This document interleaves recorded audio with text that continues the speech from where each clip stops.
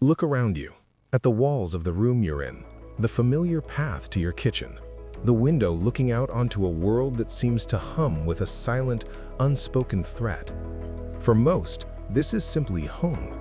For the mind experiencing agoraphobia, this space is not just a sanctuary, it's a fortress, and every step beyond its boundaries feels like a potential plunge into abyssal terror. But what if I told you the very walls that protect you are also the bars that hold you? That your brain, in a desperate, loving attempt to keep you safe, has architecturally designed your own prison? I'm your host, and this is Anatomy of Fear. Today, we dismantle one of the most misunderstood and paralyzing fear structures, agoraphobia. Conventionally labeled a fear of open spaces, this definition barely scratches the surface.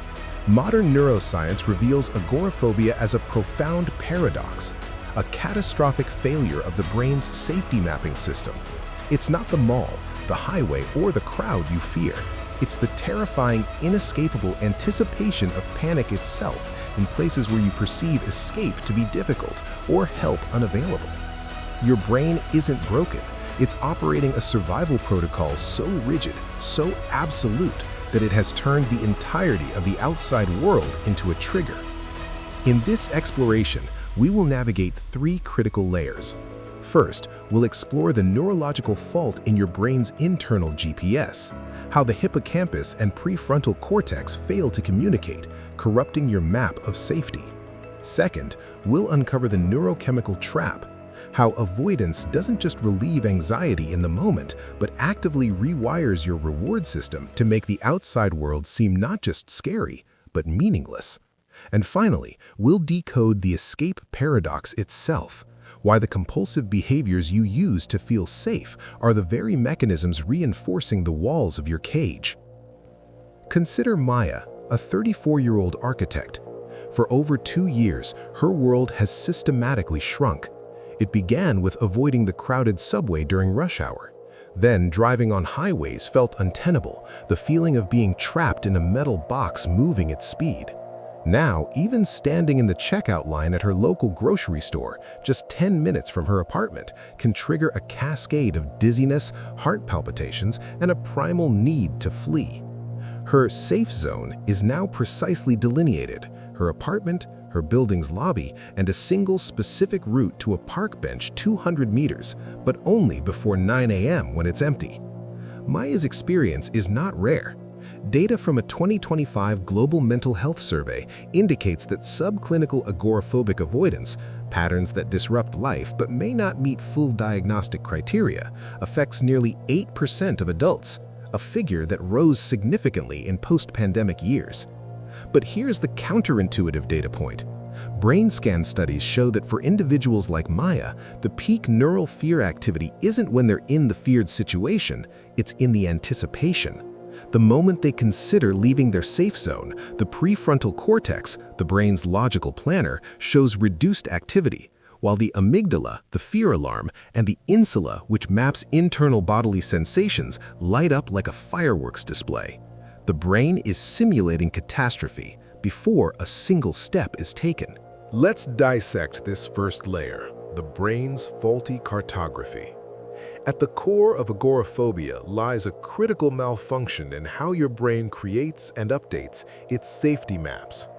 The hippocampus, a seahorse-shaped structure deep in your temporal lobe, is your brain's cartographer. It's responsible for spatial memory and context. It remembers that the supermarket is generally safe, that the drive to work is normal. It works in tandem with the prefrontal cortex, the executive center that applies logic and rules. I've done this 1,000 times. Statistically, I will be fine. In a well-functioning system, these regions collaborate. The prefrontal cortex dampens the amygdala's alarm based on the hippocampus's map. But in agoraphobia, this circuit is severed. The amygdala, hypersensitive to any whiff of potential threat, like a rapid heartbeat from coffee misinterpreted as panic, screams danger to the insula. The insula amplifies this by screaming back about the bodily sensations. In this storm of internal noise, the prefrontal cortex doesn't just get quiet, it gets functionally inhibited. It's a neural hijacking.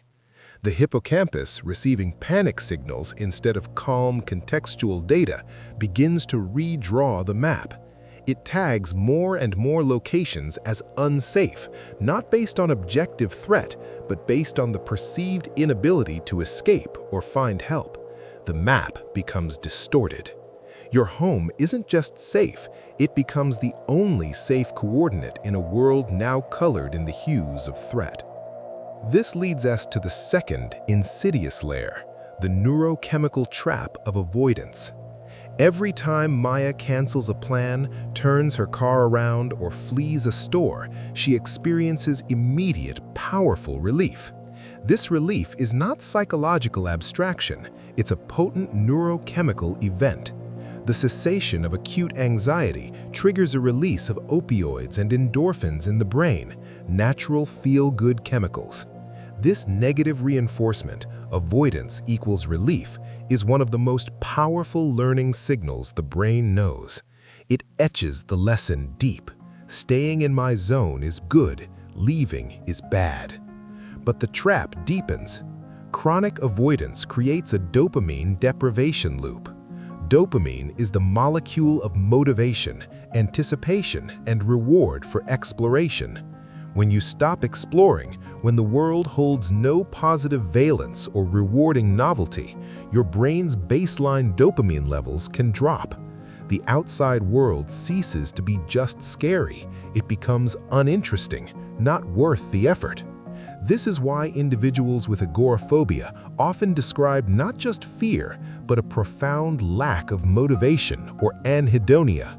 The brain's reward system has been recalibrated to find its highest reward in the cessation of anxiety within the safe zone. The prison now has a comfortable bed. Why would you want to leave? The final architectural element of this prison is constructed from what clinicians call safety behaviors. These are the subtle or overt rituals you perform to stave off panic in feared situations or to make the safe zone feel more secure. They can be mental, I must always plan my exit strategy; physical, I need my bottle of water and medication in my pocket at all times; or behavioral, I can only go with my safe person. You believe these behaviors are your tools for coping. Neuroscience reveals they are the locks on your cage. A 2024 meta-analysis found that reliance on safety behaviors increases the perceived threat level of an environment by up to 34% and prevents the brain from undergoing what's called habituation and safety learning. Essentially, if you white-knuckle through a trip to the store while gripping a lucky stone, your amygdala doesn't learn the store is safe. It learns, I survived the store because of the stone. The threat attribution remains. The safety behavior becomes a crutch that prevents the limbic system from updating its faulty map. Furthermore, these behaviors create a hyper-vigilant monitoring loop. You're not just in an environment, you're constantly scanning your body for panic signs and scanning the environment for escape routes. This cognitive load is exhausting and keeps you locked in a state of threat assessment, never allowing a genuine, relaxed experience of the world. The safe zone, fortified by these behaviors, becomes a command center for managing fear, not a base for living. The path out of this paradox requires not brute force, but strategic neurological reprogramming. The goal is not to face your fear in a traumatic blast, but to patiently, systematically teach your brain a new map. Solution 1. The Anchor and Expand Mapping Protocol. This 2026 validated technique starts from a place of genuine neural safety, your anchor, for example, your bedroom. From this anchor, you make microscopic, barely perceptible expansions. Not go to the mall, but stand in your open doorway for 60 seconds while practicing calm breathing. The key is to stay within your window of tolerance, where anxiety is present but manageable. Success is measured not by distance traveled, but by duration spent in the expanded zone without panic or safety behaviors. Each successful micro-expansion sends a corrective signal to the hippocampus. This new coordinate is also safe. You are literally redrawing the map pixel by pixel. Solution 2. Cognitive remapping of bodily sensations. This involves interoceptive exposure, safely and deliberately inducing the physical sensations of panic, for example, spinning in a chair for dizziness or breathing through a straw for breathlessness, in your safe anchor zone. The revolutionary insight here is to decouple the physical sensation from the cognitive catastrophe. When your heart races from running in place at home and no disaster occurs, your brain starts to learn a racing heart can mean exercise, not just impending doom. You are recalibrating the insula's alarm system. Solution 3. The safety behavior shedding experiment. Once a new zone is mapped using anchor and expand, the next critical step is to intentionally drop one safety behavior within it. Go to that park bench without the safety water bottle. Sit in your car in the driveway without planning an escape route. This feels terrifying because it removes the perceived shield. But it is the only way to teach the amygdala the true lesson. You are safe here because of the environment itself, not because of the ritual. This is where the old faulty learning is literally overwritten. Agoraphobia, then, is not a life sentence to a shrinking world. It is a miscommunication, a powerful protective part of your brain clinging to an outdated, overgeneralized blueprint where safety exists only within a shrinking radius. The walls of your prison are made of fear, but they are held together by the mortar of loving self-preservation. To break free, you are not battling yourself. You are collaborating with the smarter, more flexible parts of your neurology, the prefrontal cortex that can plan, the hippocampus that can learn new maps to send calm, consistent corrective feedback to the frightened amygdala. You are not leaving safety behind. You are expanding the borders of where safety exists. The world is not a battlefield waiting to overwhelm you. It is a vast, complex map, and you hold the pen to redraw it. Your freedom is not the absence of anxiety, but the gradual, courageous process of proving to your own neural pathways that you can carry your sanctuary with you, in your resilience, wherever you choose to go. But what happens when the source of your anxiety isn't a place, but a device you carry in your pocket? When the fear of being disconnected from the digital hive triggers primal separation panic? In our next exploration, we dive into phone separation anxiety, why your brain fears digital disconnection.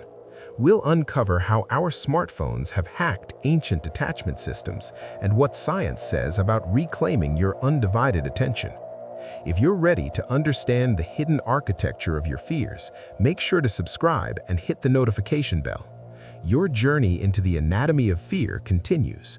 I'll see you there.